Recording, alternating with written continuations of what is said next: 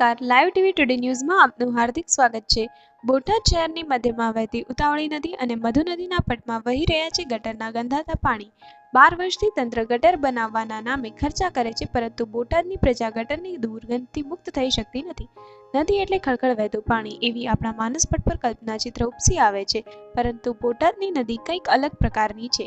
બોટાદ શહેરમાં મધ્યમાં વહેતી મધુ નદી અને ઉતાવળી નદી એમ બે નદીઓના પટ આવેલા છે.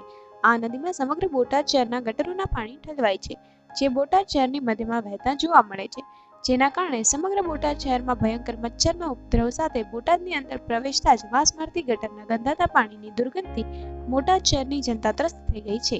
બોટાદને મળેલા ધારાસભ્ય સૌરભ પટેલ દ્વારા 12 વર્ષ પહેલા અંડરગ્રાઉન્ડ ગટર યોજનાનું ખાતમુહૂર્ત કરવામાં આવ્યું હતું, પરંતુ આજે વર્ષો વીતી ગયા છતાં બોટાદની આ બે નદીઓ ગટરના દુર્ગંધ મારતા પાણીથી મુક્ત થઈ શકતી નથી, જેના કારણે બોટાદમાં સૌથી મોટો વ્યવસાય દવાખાનાનો વિકસ્યો છે. શહેરમાં રહેતા લોકો, બાળકો બીમાર પડે છે અને દવાખાનાઓ વ્યવસાય ધમધોકાર ચાલે છે, પરંતુ રોજગારી નહીં આપી શકતું તંત્ર ગરીબ લોકોને મોટા ખર્ચામાં ઉતારી દે છે. ત્યારે દરેક ચૂંટણીમાં વિકાસના ગાણા ગાતા નેતાઓ ફરી પાછા સ્થાનિક સ્વરાજની ચૂંટણીમાં પણ વિકાસની વાતો કરતા નીકળી પડ્યા છે, પરંતુ આ અંડરગ્રાઉન્ડ ગટર યોજનાનું કામ ક્યારે અને કોણ પૂરું કરાવે તે જોવું રહ્યું. Rathod Prakash, live TV today news, Botad. બેન, શું નામ છે તમારું? મારું નામ રાધાબેન. આ ક્યાં રહ્યો છો તમે? અમે રહી છે અહીંયા જે ખુલ્લી ગટર વહે છે એનાથી આમાં સાહેબ બધી ગંદકી વાળો વધે છે.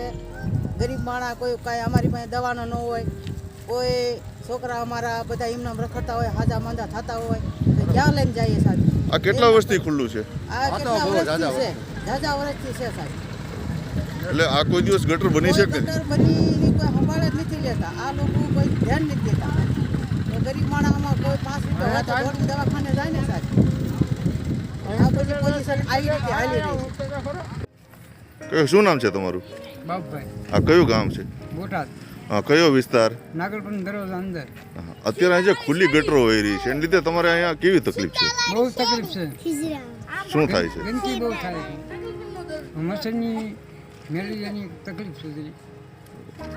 તમારા ઘરે શૌચાલય છે? ના ના, કાંઈ નથી. સરકાર પાસે માંગણી કરી હતી તમે? માંગણી કોઈ એમાં કાંઈ ગટરું નથી, કાંઈ નથી. શું કરવાનું? બરાબર. તો તમે અત્યારે શૌચાલય જવા માટે ક્યાં બહાર જાઓ છો ખુલ્લામાં? બહાર. આપની શું માંગ છે સરકાર પાસે? તો અમારો વિસ્તાર સારો કરે, કાંઈક સારી રીતે સજ્જથી કામકાજ કરે તો સારું કહેવાય. શું નામ છે તમારું? ભગાભાઈ સાગરભાઈ. આ કયો વિસ્તાર છે?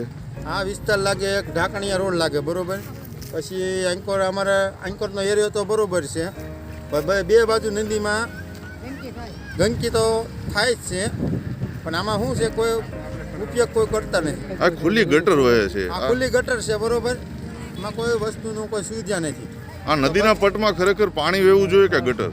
આ ગટર જ તમે જોતા નથી. વિડીયો બોલાવીને તમે જોઈ જુઓ, તમે આમ ફેરીને જોઈ દો વિડીયો. બધી બાજુ કચરો છે, બધી બાજુ ગટર છે ખુલ્લી.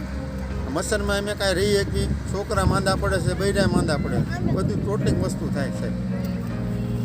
આપણે એમ કહીએ છીએ થોડી સુવિધા કરો તો સારું લાગે.